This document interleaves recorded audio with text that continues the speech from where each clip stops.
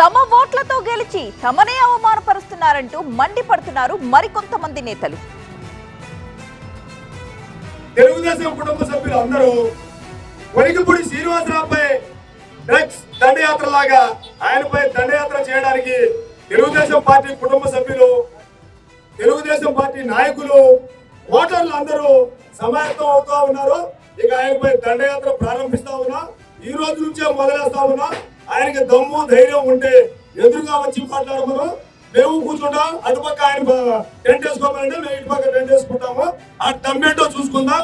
ఊరు పేరు లేని వ్యక్తిని ఈ తిరువురు కాన్స్టిట్యూన్సీలో తెలుగుదేశం కుటుంబ సభ్యులందరినీ ఆయన బెదిరిస్తాడా? ఏ ఊరు నుంచి వచ్చాడండి ఆయన?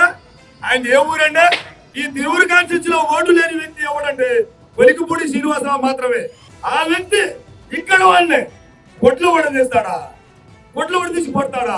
తమ్ముంటే టోల్గేట్ దాటి రామానండి. నేను ఏ కుండు నుంచి సవాల్ చేస్తా ఉన్నా. దీన్ని ఇమ్మీడియట్ గా ఇక్కడ నుంచి సస్పెండ్ చేసి ఎక్కడి నుంచి అయితే వచ్చాడో ఆయన అసలు తాడికొండ కూడా కాదండి, ఆయన బంగ తాడికొండ కాదు, హైదరాబాద్. అసలు ఎక్కడ చెప్తాడో అడ్రస్ లేని వ్యక్తి ఎవరంటే వణికిపూడి శ్రీనివాసరావు.